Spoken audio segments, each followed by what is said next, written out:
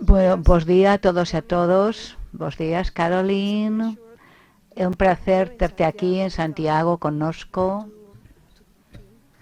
para ter unha conversa sobre territorios, comida, arquitectura, urbanismo, así que moitas grazas por estar aquí. Joan, moitas gracias por estar aquí connosco e, dende logo, agradecerlle a organización dun evento desta altura, poder debater e reflexionar e analizar dende esta esquina atlántica que para moitos como a min é o centro do noso propio mundo. Nunca o vexo como unha periferia, senón como centro. E poder ter os relatores e a altura de pensamento que escoitamos, por exemplo, esta mesma mañá. Por lo tanto, imos entrar nun debate que a mí me gustaría que se guiara en base ao que está sucedendo nestes días en Glasgow. Estamos nesa Conference of Parties, no número 26 en Glasgow, e o que vimos son respostas dubidosas, pouco valentes ante o cambio climático. Daquela, o debate de hoxe, máis que debate, esta conversa entre Joan e Caroline, debería ter como fío conductor para falar de territorios, de ecosistemas e biodiversidade, e, polo tanto, dende a visión do deseño, dende a propia arquitectura e urbanismo, ter como fío conductor o cambio climático. Presento-vos a Caroline e a Joan. Caroline é arquitecta, Vision Architect, da Universidade de Cambridge. Tamén foi directora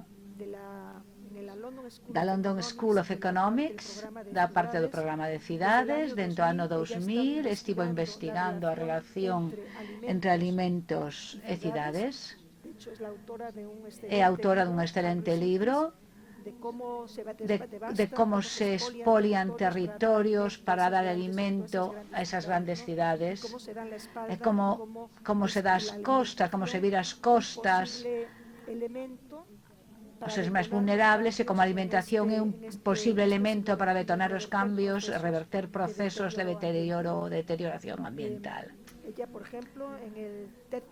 Ela, no TED Talk de Oxford, ten 1 millón de visitas.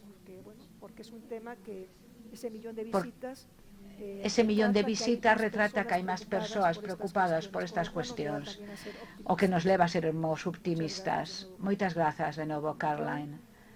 Joan é un excelente arquitecto, que vou dicer del. El e seu socio Rick Valle teñen un despacho en Cataluña, dende que realizaron numerosos proxectos de edificación, pero sobre todo actuaron en amplos espazos xeográficos, intentando coser realidades rurais, urbanas. Intentaron reconducir procesos de degradación sobre territorios, como o proxecto do vertedoiro de San Joan, que para min, Joan, permite que che diga, é seguramente o gran proxecto a nivel escala global do que se debe facer, recuperando e resandando esas feridas que se infrinxiron sobre o territorio. Joan ten no seu haber numerosos premios, como a medalla de oro do Consello Superior dos Consello de Arquitectos de España, ou o Premio Mediterráneo da Paisaxe, no ano 2007, ou o Premio Europeo aos Espazos Públicos. Pero como temos a dous grandes pensadores, eses grandes pensadores que van alén e que non quedan no ensimesmamento do concepto estético, no que ás veces como arquitectos demorámonos demasiado nele, non levantamos a vista para ver o que está acontecendo no mundo e non temos en conta os cambios que se requiren dende a nosa profesión. Teríamos que tender unha man para poder leválos a cabo. Empezaremos co fin de centrar neste diálogo conceptos que ás veces se entrelazan, que ás veces confunden, Debemos continuar a falar de territorios como sinónimo dunha superficie física delimitada ou deberíamos falar de espazos xeográficos ou dun único territorio ao mundo, dada a interconexión que existe entre eles? En palabras do precioso xeógrafo brasileiro Rogelio Harvest, sabería que falar máis de conceptos que refliten a súa multiplicidade, os posibles selos que expresen a complexidade das cuestións. Territorialización e desretorialización, ou falar de novas territorialidades. Esa primeira pregunta para entrar neste diálogo, para falar dos territorios, definir os conceptos. E se temos que falar xa non de territorios, senón de un único territorio para o mundo. Caroline? Perdón, estou esperando pola traducción en inglés. Xa está. O que eu falo moitas veces é na área xeográfica. No último panel estivemos falando de que chegamos a un punto no que vemos que a natureza non é infinita e temos que vivir segundo isto. Estámonos enfrontándonos a esta nova realidade. Creo que nos últimos 200 anos estivemos ignorando a xeografía, porque basicamente coa revolución industrial por primeira vez comprendemos que non podemos vivir en ningún outro sitio. Na presentación anterior falamos do que isto significa para alimentar as cidades, e antes da revolución industrial a única maneira de conseguir isto era ou ben ter un imperio como Pekín e ter millóns de esclavos, ou como no caso de Roma, ter acceso ao mar, porque a cuestión é que temos que ver se temos alimentos suficientes para alimentar a cidade. Pero todo mudou, porque se obliterou a xeografía. Non sei canto tempo teño, pero vimos a expansión non só das cidades, senón tamén das interterras. Por exemplo, no oeste americano,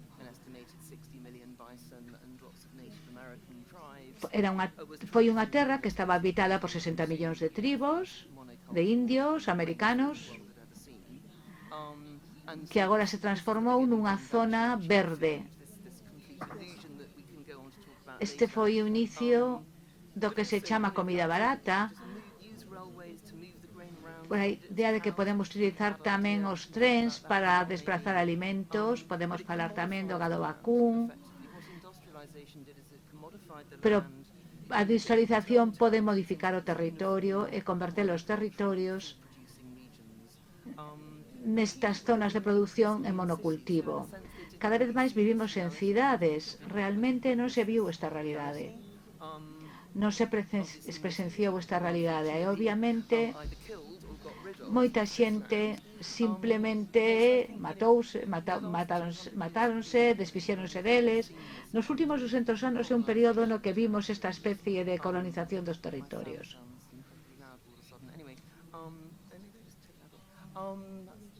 Vou quitar os cascos. A colonización dos territorios, como se falou no panel anterior, falouse da nova economía, do feito de que a economía se considera que a natureza é algo gratuito. Hai moitos aspectos conectados. Para min a alimentación é un proceso importante para ver como todos os elementos se entrecruzan, porque todos nos temos que alimentar. Todos somos cómplices nesta maneira de alimentarnos. E descubrimos que isto é totalmente insostible. Vostede mencionou o cambio climático e creo que no panel anteriormente tamén se comentou a falta de biodiversidade, que nos vai matar antes que o cambio climático. Pero simplemente hai que tratar a natureza como se fose unha especie de pintura. Este cadro, agora temos que inverter esta idea. Se queremos falar disto, o que precisamos é unha nova idea do que é a boa vida. porque a boa vida que herdamos é máis ben unha idea do século XIX e do século XX, e este é o aspecto central do problema. Joan? O que eu poida dicir ten que ver máis con reflexións a posteriores dunha longa práctica. O meu traballo ten moitas veces máis que ver, non sei se recordades a película de Tarantino na que aparecía un personaxe que se chamaba Mr. Lobo, que cando había un crime sanguento e virulento, el chegaba e barría, lavaba, guardaba o cadáver, etcétera, etcétera. Os paisaxistas somos como o Mr. Lobo da socialdemocracia. Somos alguén que vimos resolver problemas que se crearon previamente. Tras traballar moito tempo resolvendo problemas, entendes como tiñan que ser as accións dos teus predecesores para que ti non foras necesario. E basicamente ten que ver moito con iso que falaches ti do concepto de territorio. Se miras no diccionario, que no diccionario un territorio é un espazo que é propiedade de alguén. E o diccionario deixa moi claro que é obrigación dese propietario mantelo. E iso ás veces esquecémolo.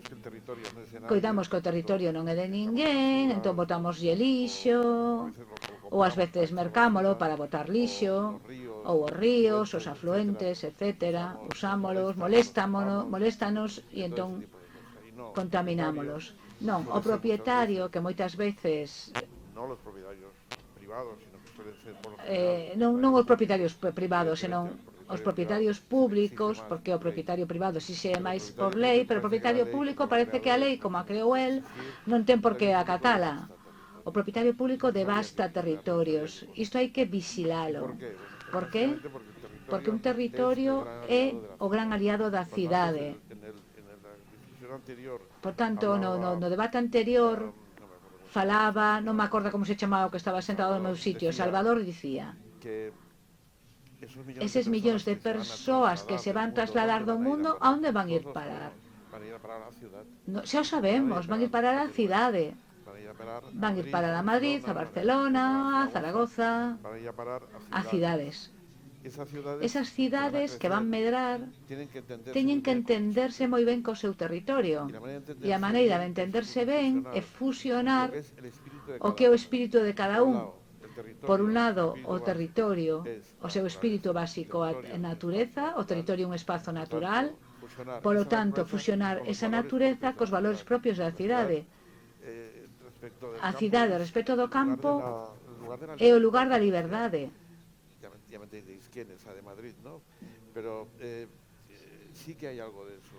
A persoa que está na cidade, referente a persoa que vive no campo, goza dunha liberdade que o campo, que está demasiado ligado cos recursos naturais, coas colleitas, ten unha condena por vivir no campo moitas veces. No campo hai que pensalo moi ben antes de criticalo.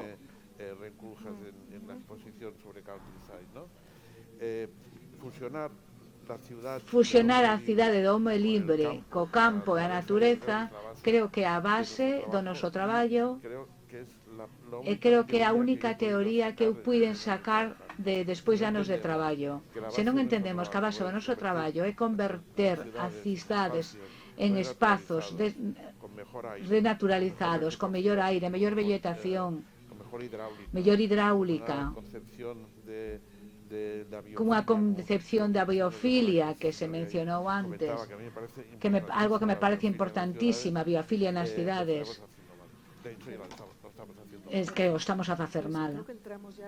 Ben, entón, creo que xa entramos, tocaches no tema do debate, ese bordo, esa beira, cidade-campo que aínda existe a día de hoxe. Na cidade entendida secularmente como un espazo de creación de ideas, un espazo civilizado, e o campo simplemente como proveedor.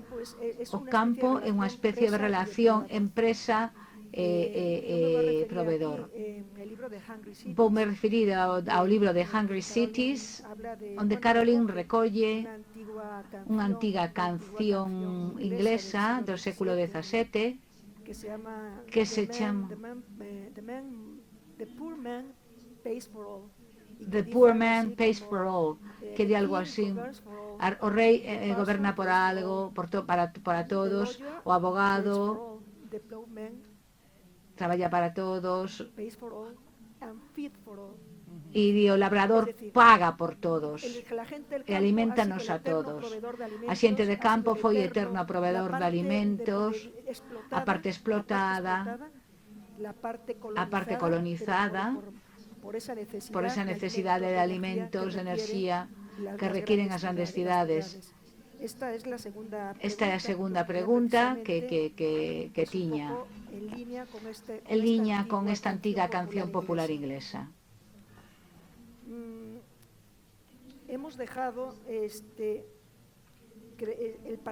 O paradigma deste século XXI para o urbanismo, para a arquitectura, é rachar ese linde entre o urbano e o rural, entre o campo e a cidade, que se deixen de dar as costas para se recoñeceren mutuamente e que a cidade tamén entenda o dano que fai. Ás veces eu penso que moitos problemas que xeraron o cambio climático, pois a depredación dos territorios, ten que ver con que a cidade sempre lle virou as costas ao campo. Por iso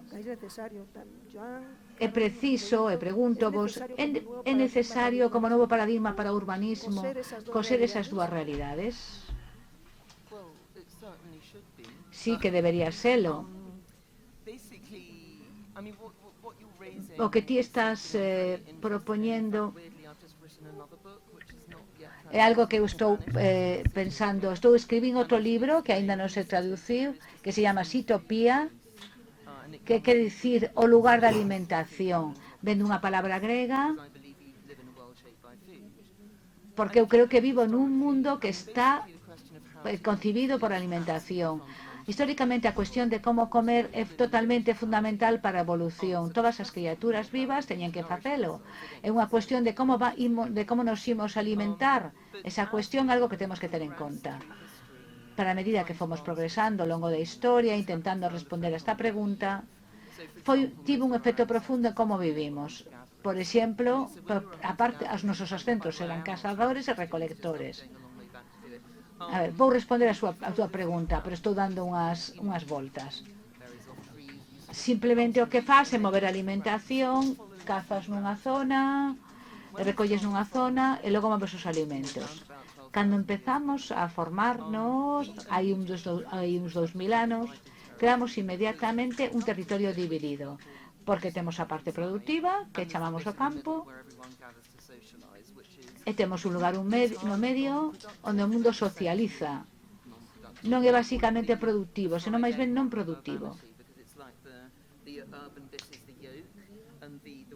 É unha especie de ovo, como se a cidade fose a xema e o campo é o que está ao redor. Hai outros modelos disponibles, pero basicamente este é o modelo predominante. O interesante sobre este modelo de cidade, a cidade máis o campo xuntos, é que expresa unha dualidade inherente que temos dentro de nós como humanos cando empezamos a vivir nas cidades, que con frecuencia o termo aristotélico dos animales políticos, que é un termo que me encanta porque por unha parte somos políticos, témonos que reunir, temos que estar en grupos, socializar, e así é como se é político, desta maneira. Pero por outra banda, somos animais, gustanos a natureza. Como aunamos estes dous conceptos? Os gregos estaban moi obsesionados, por exemplo, Aristóteles facía esa pregunta de cal é a cidade ideal. A cidade ideal sería unha cidade autosuficiente que se podería alimentar a si mesma, porque era independente políticamente. E tamén se fala de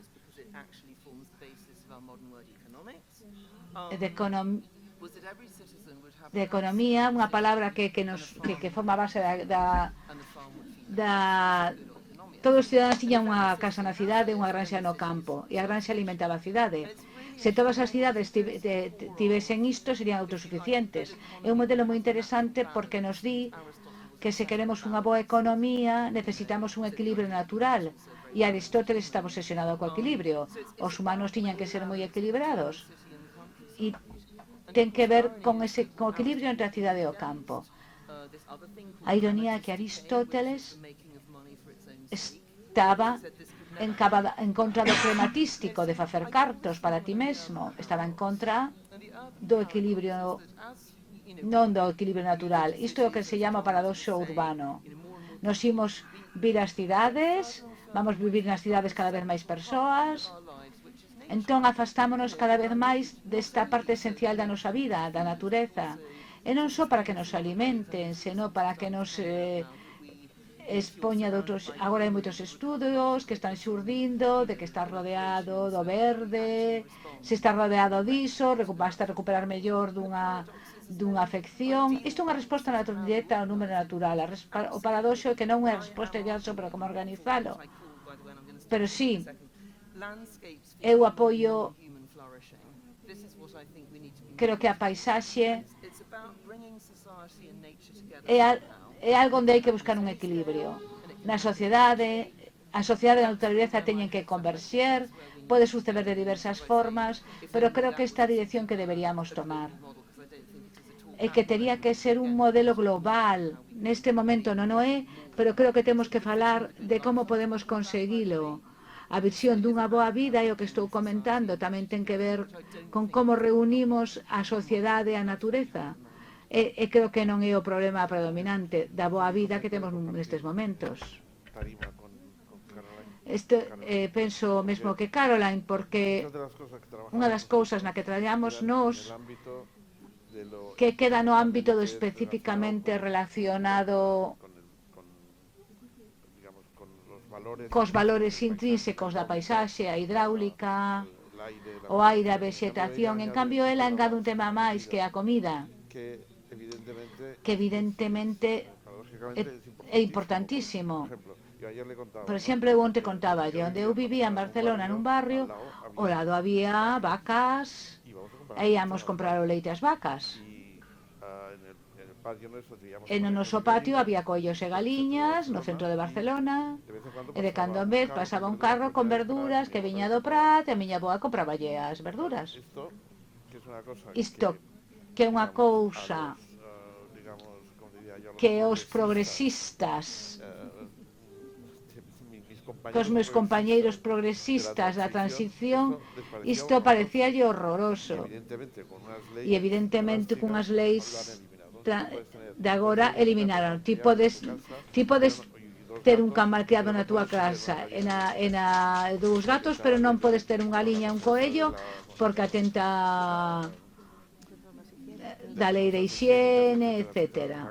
As vacas teñen que estar a 30.000 leguas, e as granxas agora xa están totalmente contaminadas, e nada se pode mandar sen pasar un control. O tema que ela toca eu creo que é fundamental.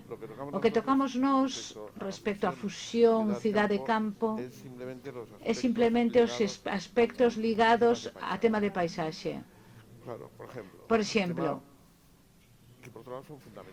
que son temas fundamentais, pero que non toca, e que creo que se fusionásemos para traballar coa cidade, creo que tería máis valor e crecería. Pero aí seguimos con un orden así para...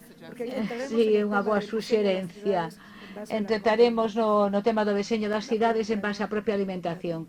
Joan, por exemplo, crees que despois desta pandemia, deste tempo que nos tocou vivir, no cal vimos nas grandes cidades, nesas pechadas, neses despachos privativos, sen posibilidade de desfrutar da natureza, hai como unha especie de volta á natureza, como naquel libro, cando no século XIX, Turó propuxo nesas cidades industriais cheas de fume, chemineas, propuña aquela da obra de Walden, da vida nos bosques.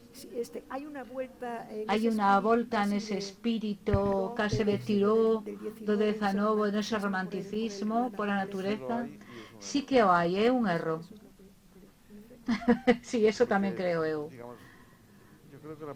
Eu creo que a pandemia, que todos vivimos na casa, demostrou que non é que que teñamos que irnos da cidade para sermos estupendos, senón as deficiencias da cidade para resolver os problemas.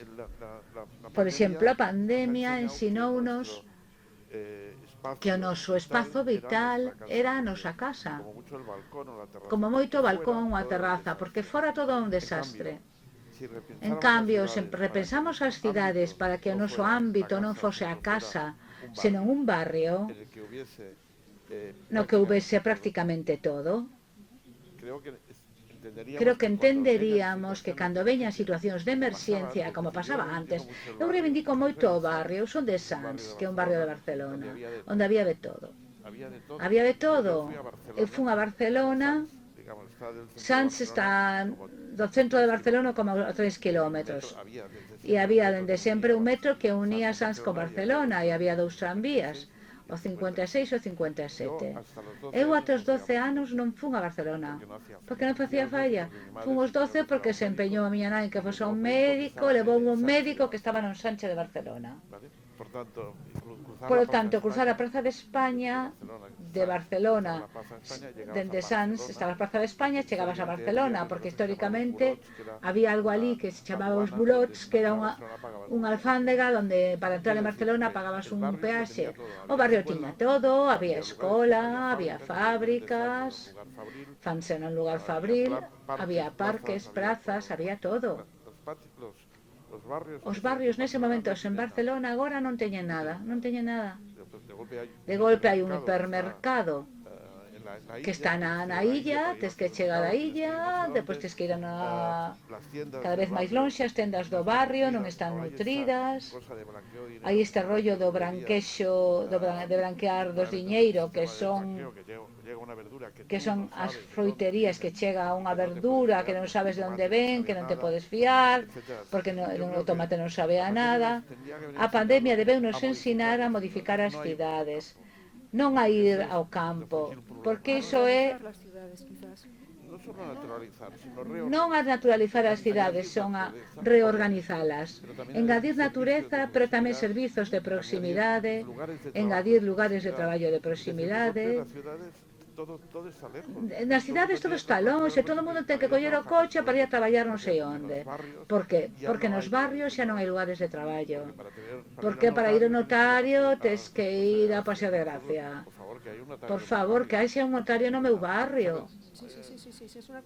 É unha cuestión de escala, de organización. Hai que remodificar a escala das cidades, non irnos á montaña. É certo tamén que hai un exceso, non sei se coincidedes comigo, un exceso de xestos, de traer o verde en pequenas intervencións na cidade, onde non hai un pensamento profundo, simplemente son xestos. Iso falábamoslo onte, o tema do posture. Agora de golpe toca o huerto urbano. A horta urbana é unha das parvadas máis grandes que se inventaron. Falábamoslo co Carolina e máis eu. Eu creo que é mellor facer un xardín con rosas e petunias, gozas delas, que non 3 tomates que vas ter que poñer insecticida ata ir e volver porque van estar malos. As 2 cenouras van ter o tamaño de dedo pequeno. Pero claro, hai o postureo. Eu tamén creo que hai un postureo. Estou me excitando con este tema, perdón. Lanzo esta pregunta entrando xa no tema no que Caroline Steele é unha experta, leva dando o ano 2000 estudando, analizando esa relación entre a comida e as cidades. Vostede fala da industrialización dese solo artificial, ese solo artificial creado sobre os territorios a base de fertilizantes químicos, de produtos provenientes do petróleo. Por exemplo, aquí tamén hai científicos, o 50% dos átomos de nitróxeno que temos no corpo son artificiais. Proceden deses fertilizantes químicos a base de nitróxenos que evidentemente salvaron de grandes fames a universidade, pero que aí quedaron. Estes días, por exemplo, na conferencia de Glasgow,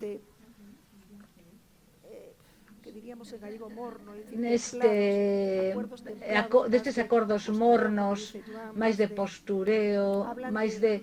falan de reducir o metano 30%. O metano como un gas que provoca que se manteña o efecto invernadoiro. O metano, en gran medida, aparte do que toda a industria de gas ou do petróleo, prodúcese pola gandería extensiva. Por exemplo, Brasil, que xera unha enorme deforestación. É unha especie de peixe, é un círculo vicioso. Ese solo artificial que se precisa para alimentar as cidades, eu quería preguntar a Caroline, que ela o ten claro, o futuro do mundo, polo tanto, a reversión da deterioración desa pegada ecolóxica que fixemos sobre o planeta, só é posible revertela a través da alimentación. A pregunta é como, de que maneira, cales serían as medidas urxentes, realistas, que se poden poñer en marcha dende xa. Vou vencellar a súa pregunta ao que estábamos comentando antes. É algo interesante porque está conectado. A alimentación sempre vincula todo. Isto interésame moito. O que fixo a industrialización foi deshumanizar a vida, deshumanizar todo o que facemos. Basicamente, Joan onte falaba de como o mercado local de vender sardiñas, onde que che vende sardiñas, ti coñeces o vendedora, é un nivel microcósmico.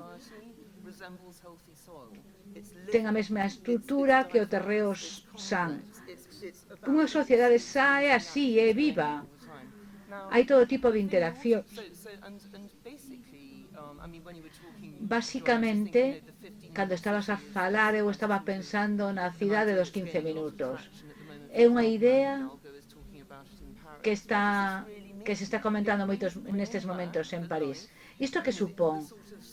Supón devolver a vida de filigrana, a pequena escala, ás veciñanzas. Hai unha analoxía na paisaxe.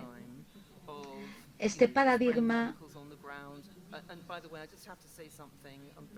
de, por exemplo, utilizar os produtos químicos no territorio, vale, pero vou comentar algo.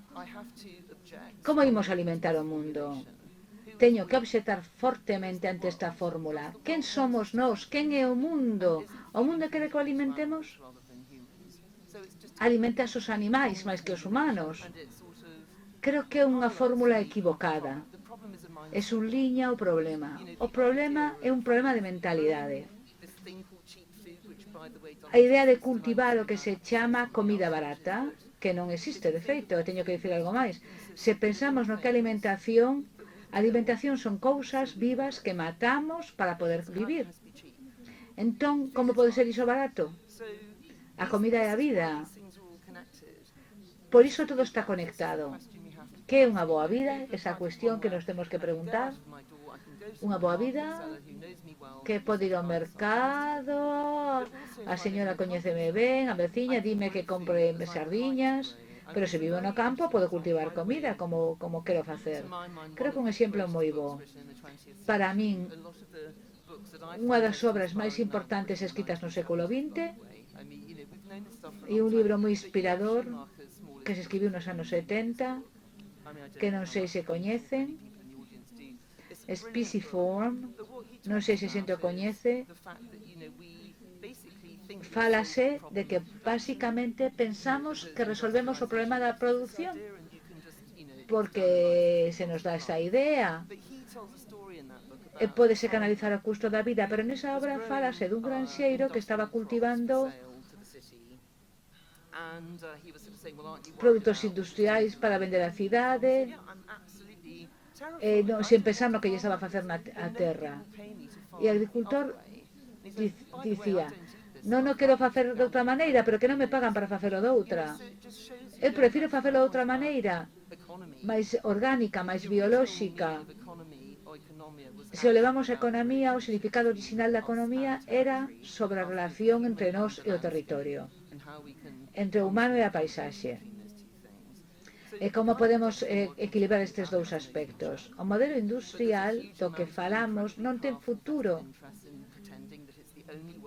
pero hai unha grande cantidad de intereses ocultos en dicir que é a única maneira de poder alimentar o mundo. Entón, non hai que confiar na xente que fala así. Necesitamos o oposto, temos que rehumanizar, revalorizar, poñer a alimentación no centro da nosa economía, é o máis valioso das nosas vidas, temos que introducir isto, é como a vida. Como podemos considerar que é algo barato?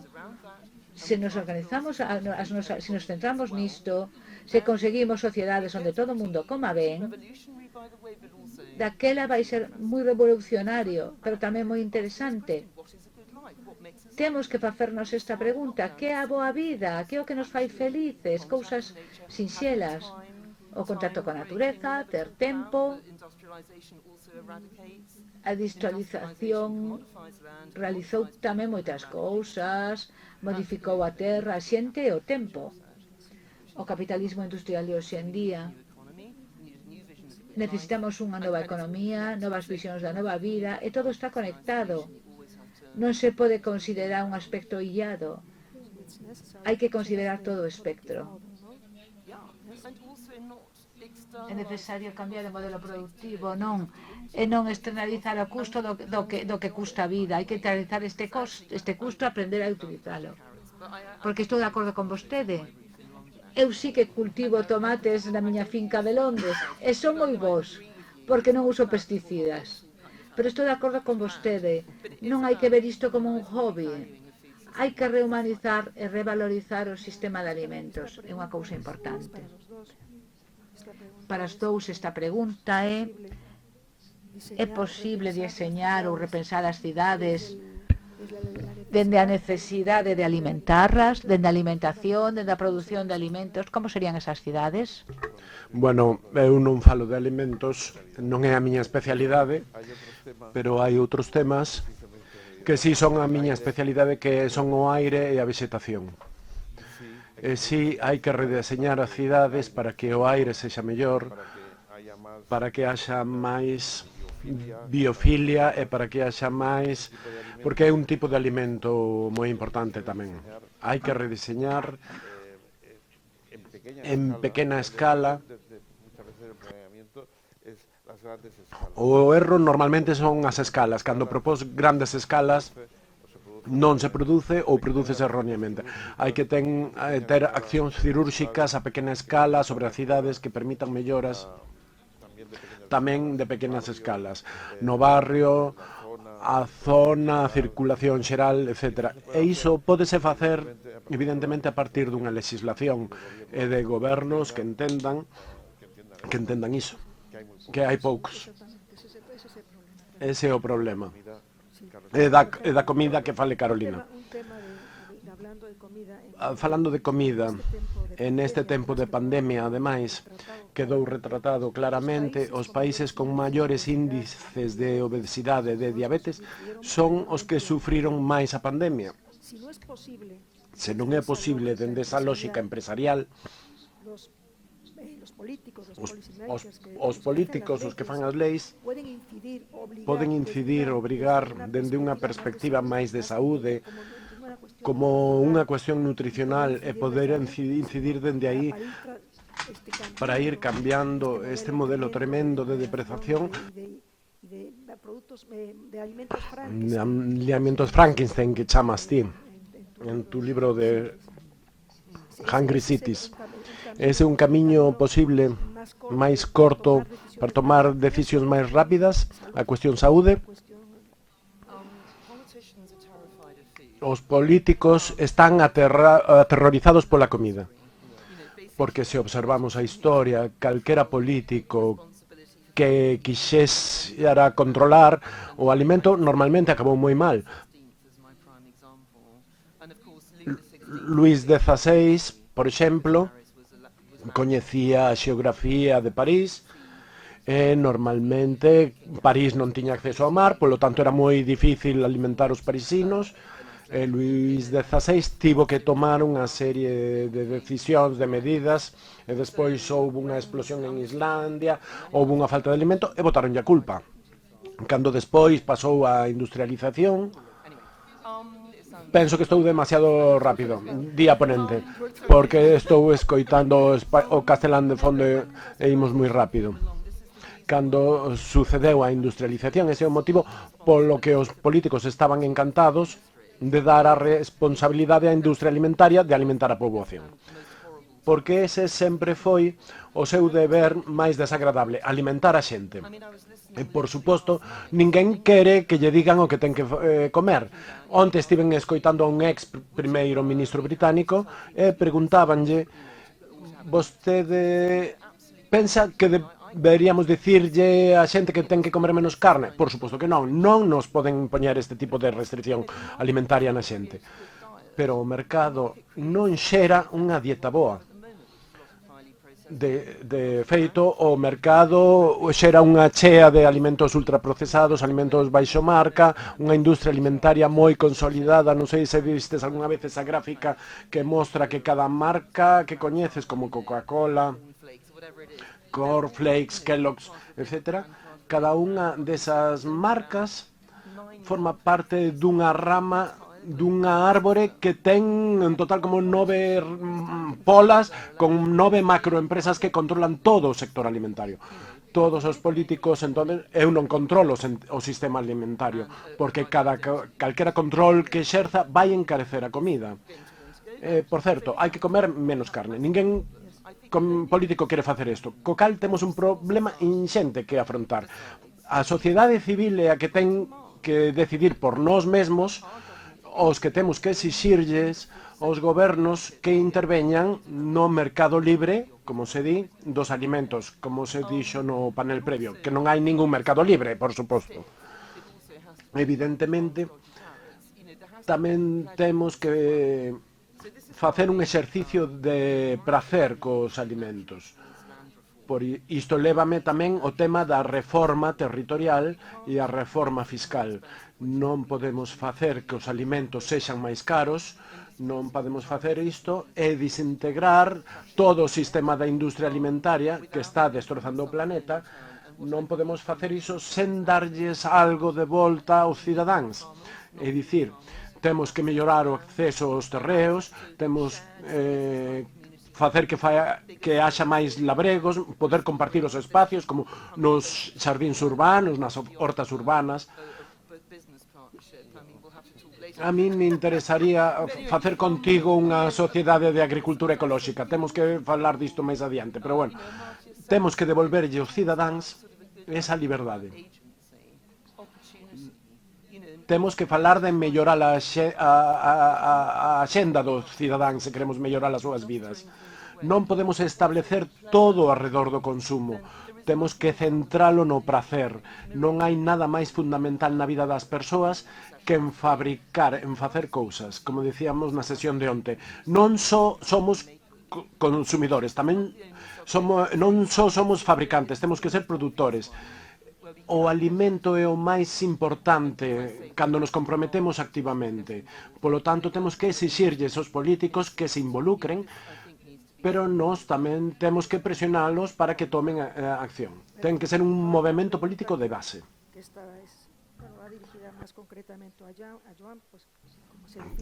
Como se define un non teórico, un gran arquitecto que executaba proxectos de enorme capacidade. Hai un problema que xeran os alimentos, a produción de alimentos nas cidades, que son os refugallos. Entre os refugallos de alimentación xeran entre 8 e o 10% dos efectos de gases de efecto invernadoiro. Segundo a ONU, segundo os últimos datos que manexa a ONU, entre o 25 e o 30% dos alimentos do mundo desperdíciase.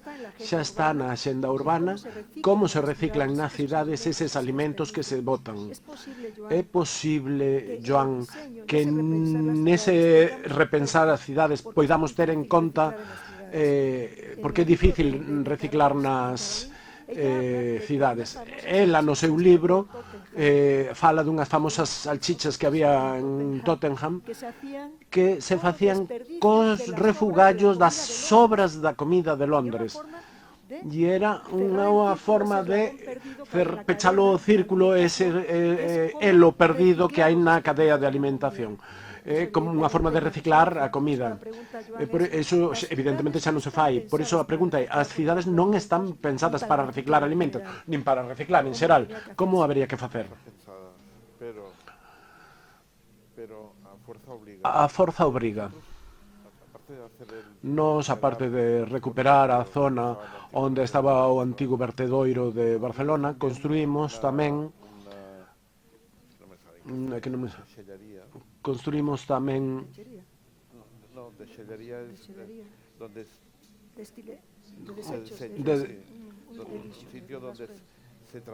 onde se trataban os refugallos dos sitios, dos restaurantes. Construíuse para poder pechar o vertedoiro. Este edificio para tratar os refugallos tiña varios niveis e un deles era a cremación, outro era a compostaxe, a separación, secado. Fíxose pensando nunha previsión de crecemento de Barcelona baixa, porque Barcelona en sí xa non sube de habitantes, senón que vai baixando, pero ao cabo de 2 anos empezaba a estar o seu nivel alto de funcionamento. Cando chegou o 2008 caeu en picado. O 2008, coa crise, a xente empezou a reutilizar nas súas casas a comida, non se producían, caeu a metade a produción de lixo en Barcelona. Iso quere dicir que ante unha situación de necesidade forte que non houbo na pandemia, aínda non houbo iso, a pandemia subiu o consumo, subiron o lixo, subiu os refugallos. Isto é xeralizar un pouco, todos quedamos na casa e cociñamos máis. Hemos collido toneladas. Pero quere dicir que só con unha educación máis ligada a un nivel de coñecemento da túa propia economía, o refugallo sería inferior. O tema dos refugallos ten dúas vertentes. O individual, que ten que ver cunha educación, xa que logo teria que haber un sistema educativo que explicase como é a reciclaxe das cousas que ti consumes, a roupa, por exemplo, a comida, o famoso tempo de a obsolescencia dos aparellos, que sabes que os 10 anos son moitos aparellos, a obsolescencia programada. Polo tanto, unha educación sobre ese aspecto, sobre a cidadanía, e despois unhas leis tamén. Temos que funcionar cunhas leis.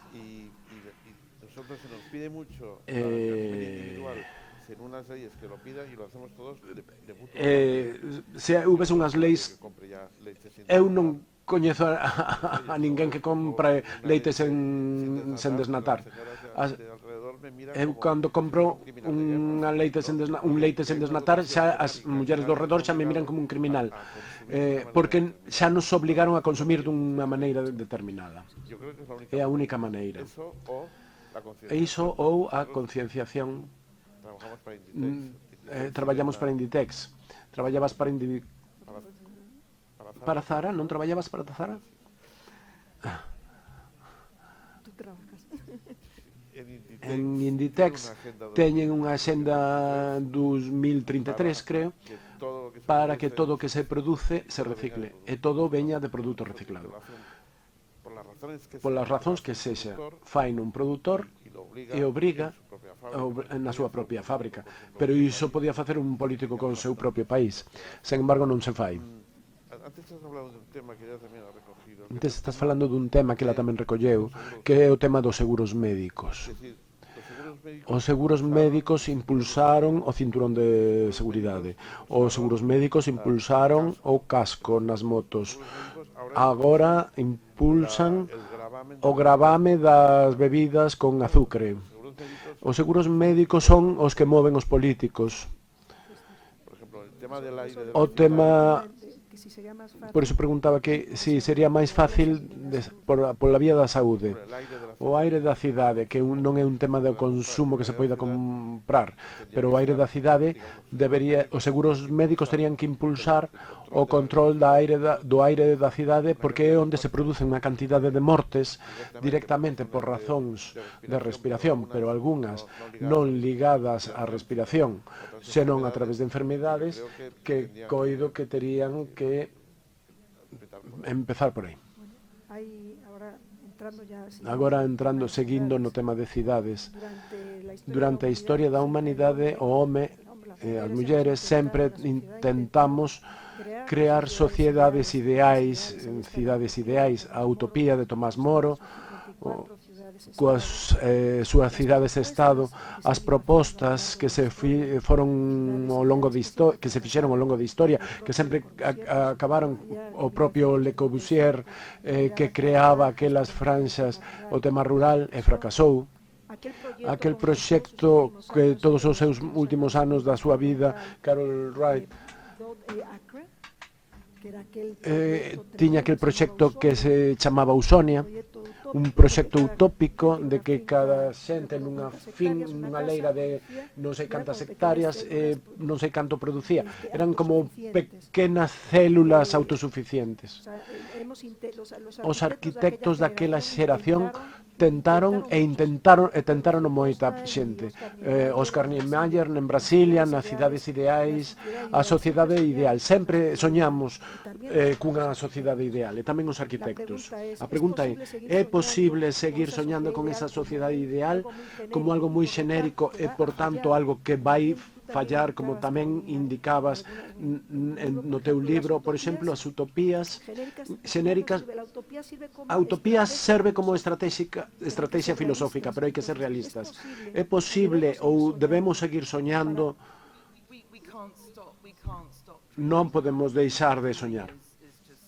O soñar, eu soño moitísimo pola noite, pero soñar forma parte do que somos.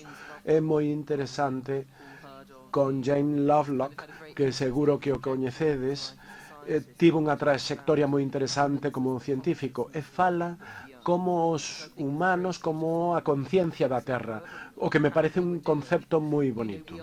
Aínda que sexamos moi malos, seguimos a ser a conciencia da Terra, e non podemos deixar de soñar. Se perdemos esta capacidade para soñar, perdémolo todo.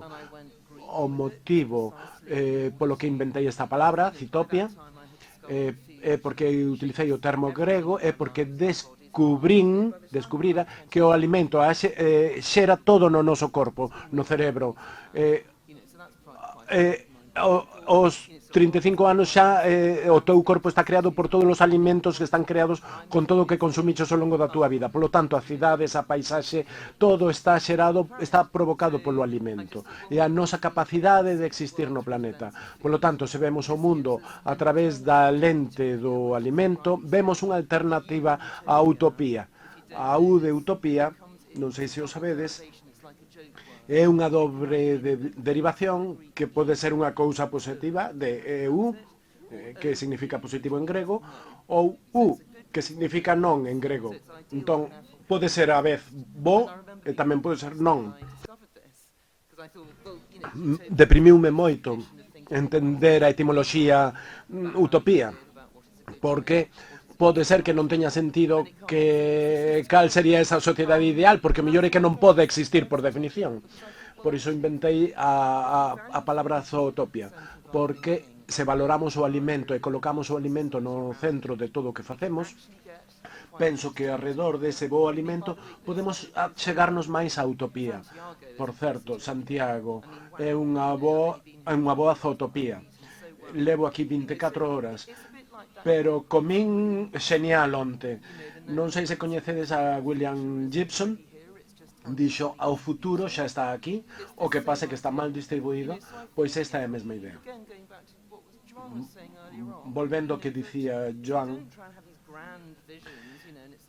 o millor non é interesante ter esas enormes visións. Este edificio é unha enorme visión, non sei se funciona ou non en termos de utilidade, é moi bonito, gustame estar aquí, pero se nos centramos nas cousas que son alcanzables, non habería motivo polo que non puidésemos conseguir unha escola, un mercado local, un notario, un parque en cada un dos nosos barrios para facilitar o acceso á terra e os servizos de todas as persoas, porque non é un soño, é unha visión.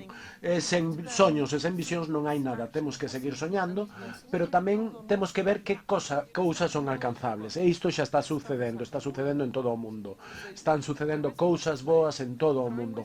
Polo tanto, hai motivos para a esperanza. Hai unha especie de corrente oceánica, temos a corrente principal, que son as ideas do século XX, que seguro que é unha boa vida, consumo e consume, e despois hai unha infracorrente que vai por debaixo, que estou interesada en ver onde se van a encontrar ambas correntes e vai suceder todo.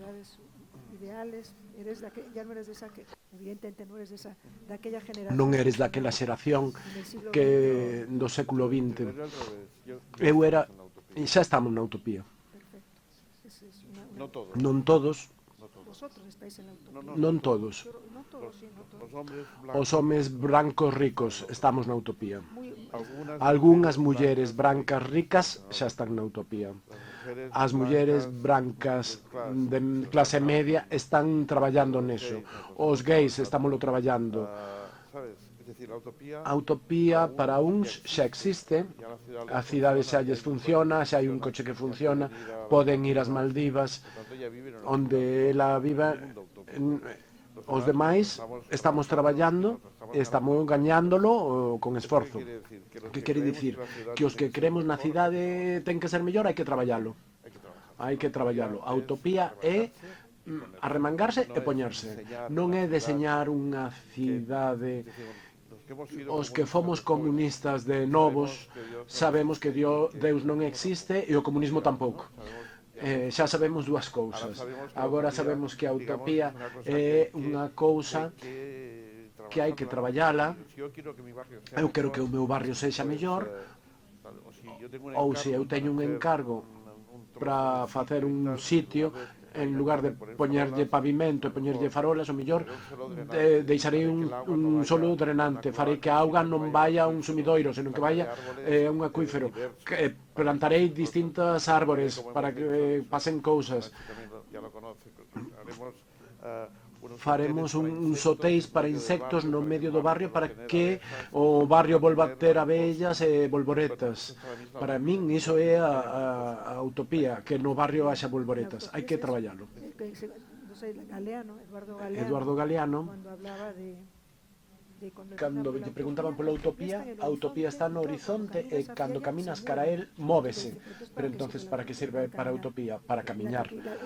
A utopía é a mirada longa, pero hai que chegar con paso curto. Pois os arquitectos como a ti, dende a concreción en proxectos estupendos, ou na teoría, na loita, por que entendamos a alimentación como un elemento distorsionador e que deteriora os territorios, bueno, pois é un sinal de optimismo para os que estamos aquí escoitándovos. No seguinte bloque, porque xa estamos un pouco xustos de tempo, expoliamos territorios, alteramos ecosistemas, alteramos a biodiversidade, que foi unha evolución de 4.000 millóns de anos. Estamos xa no antropoceno. Na ciencia nunca hai unanimidade, hai amplos consensos, pero unanimidade é difícil na ciencia. Desenvolvimos un novo ciclo xeolóxico e un pouco tamén fiando dentro deste bloque de medio ambiente e co panel anterior. Estamos no antropoceno, Caroline, ademais de na utopía. Creo que sí, sen dúbida ninguna. Creo que esta fase xa rematou. Quero aproveitar tamén o que dixo Joan, que estamos no grupo de persoas brancas privilexiadas, pero estou encantada de que dixeras isto porque isto é importante. Sempre falo do que é unha boa vida dende o punto de vista occidental, porque eu son unha persoa occidental e onde medrei, pero tamén trato de dar un contexto global, porque o que está pasando é que o mundo está observando o que nos fixemos, o que nos creamos no século XIX e XX, e pensando que iso é a boa vida. E alguén falou no panel donte sobre o feito da tecnoloxía e o deseño e o valor da cultura. Eu falo tamén moito disto. Cando temos esta idea do que é o progreso e a boa vida, temos que ter mellor tecnoloxía que nos permita destrozar mellor o planeta, aumentar a desigualdade, etc. Moitas veces esas externalidades non son visibles porque están noutros lugares, no sur. Estou falando, por exemplo, do Amazonas, que estamos destruindo para poder alimentarnos con esa carne que comemos todos os días, pero esa boa vida que creemos que estamos vivindo non é unha boa vida, porque unha vida só é boa se non ten esas externalidades, se non depende de externalidades. E a nosa vida neste momento depende de moitas cousas externas, poida que pareza boa, pero non o é. É como a fachada, pero non vemos o que está detrás dese telón. Outra cousa que quería dicir é que principalmente son tan apaixoada, repito outra vez, porque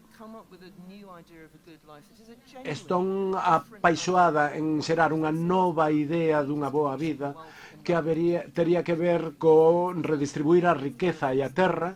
Isto non o podemos esquecer, porque son os elefantes brancos que están sempre no cuarto e que non podemos deixar de lado. E ten que ver con norte global e o sur global. Gustaríame saber que unha persoa de 15 anos que vive en África non pense que a única boa vida, pense que é ir a unha metrópole de Occidente, ter un bo traballo, comprar un coche. Xa sei que todo o mundo di, vale, entonces que queres, volver á selva? Non, non é iso. Pero temos que pensar en como debería ser unha boa vida.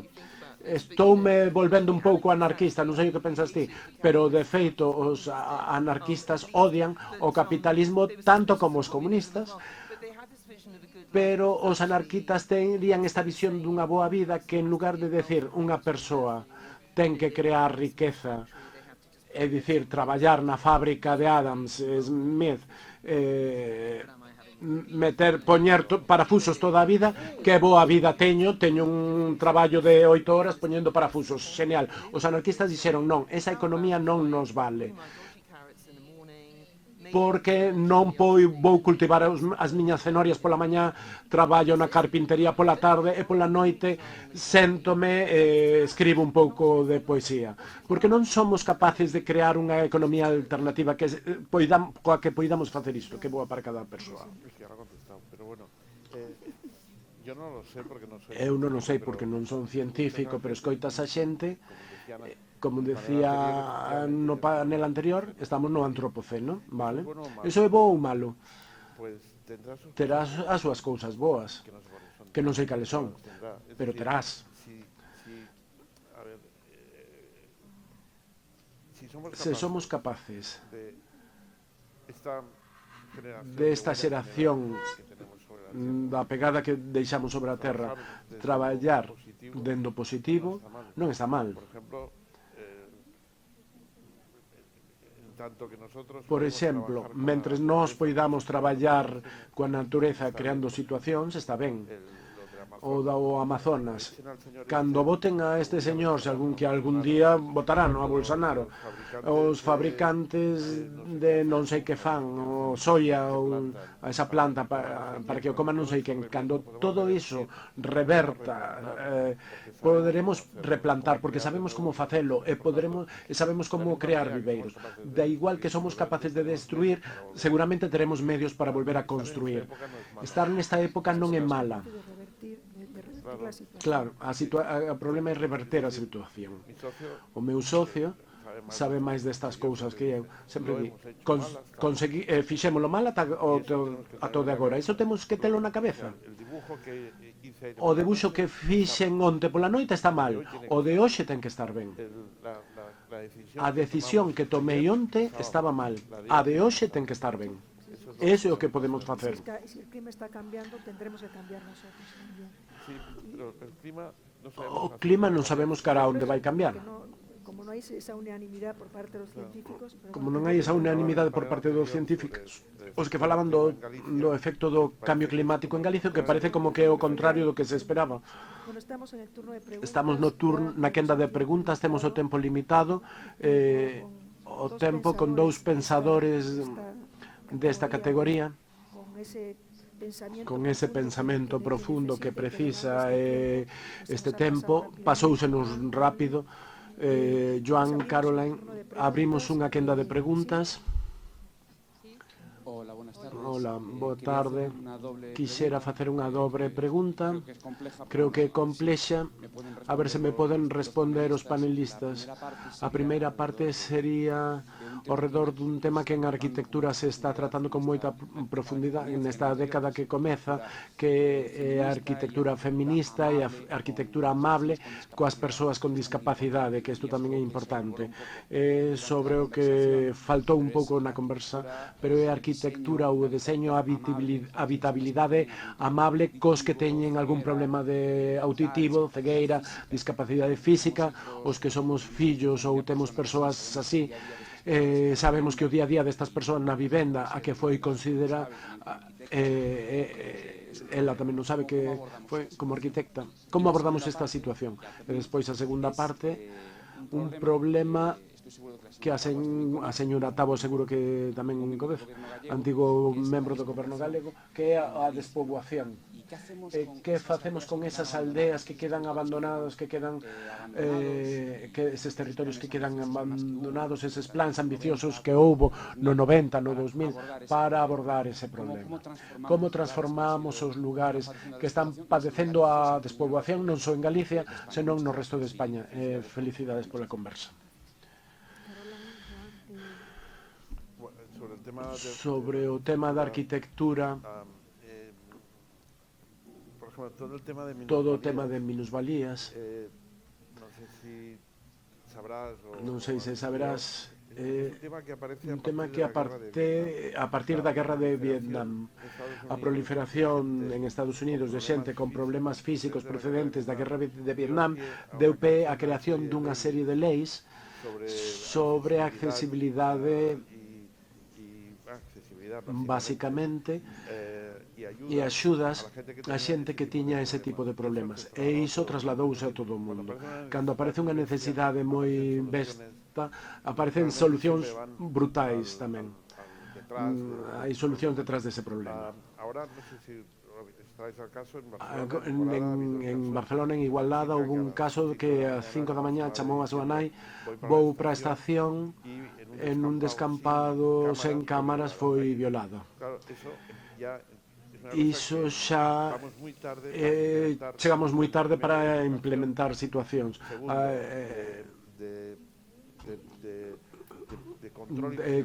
situacións de control e vigilancia de algúns lugares para que non poidan producirse situacións así. En Barcelona temos un protocolo con Vinsa, que é a empresa dos proxectos municipais, un protocolo de reestudar os proxectos para cousas tan sinxelas como para que non haxa recodos, que non haxa lugares en saída, que os pasos sexan máis anchos, que calquera lugar teña vías diversificadas portas de saída. Nese sentido, hai moita atención a este tipo de situacións. Sempre actuamos a posteriori, porque a lei sempre aparece a posteriori, pero está claro que pouco a pouco e cada vez máis estamos dando resposta a eses problemas que son problemas moi graves.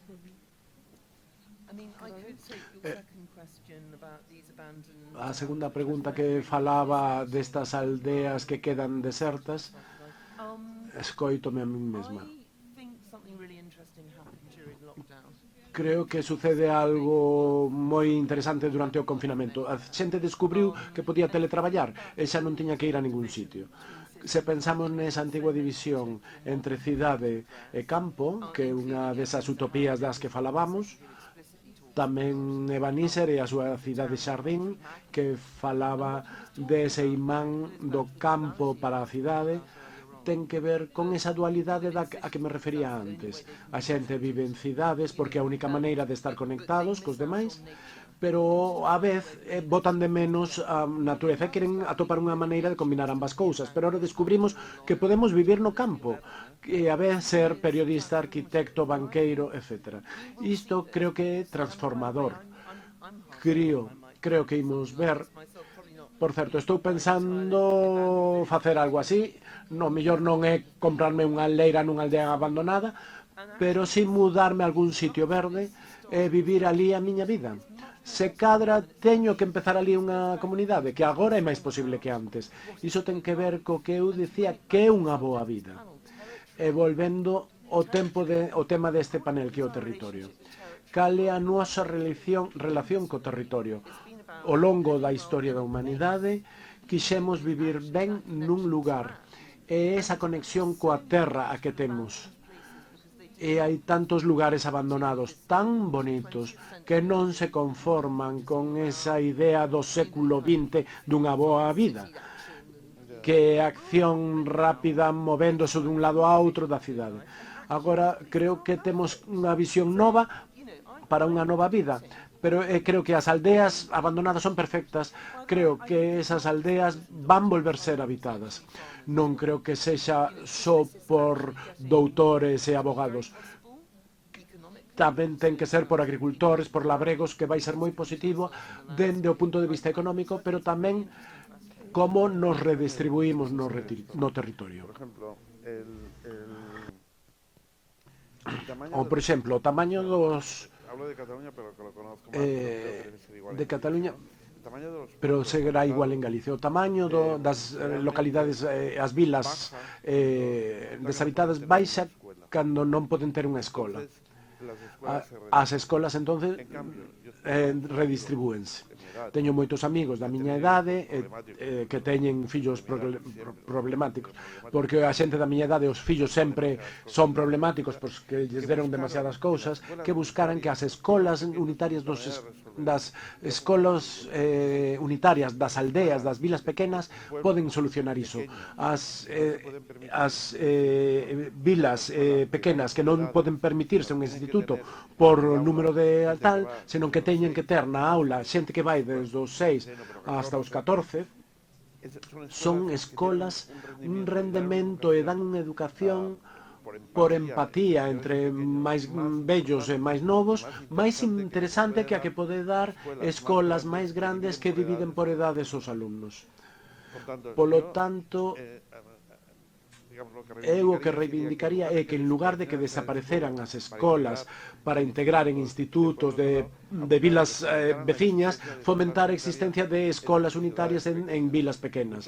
Moitos pais marchan das vilas porque teñen que levar o seu fillo a un instituto que está a 40 ou 50 kilómetros e iso é un erro. Habería que revisar esta estrategia de ocupación de escolas con moito cariño e moita man esquerda.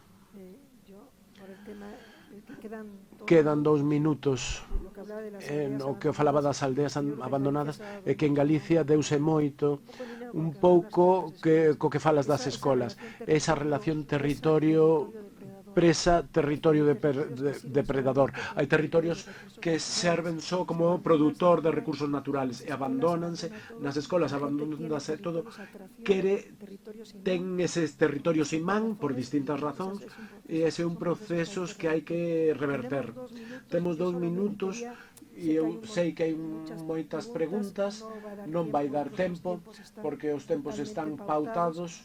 A min gustaríame, a modo de resume, unha última cuestión a Caroline e a Joan, como se a vosa resposta puidese ser unha mensaxe curta, eses 140 caracteres nos que nos expresamos nestes tempos, e non como táctica, senón como un posible título dunha posible estrategia filosófica.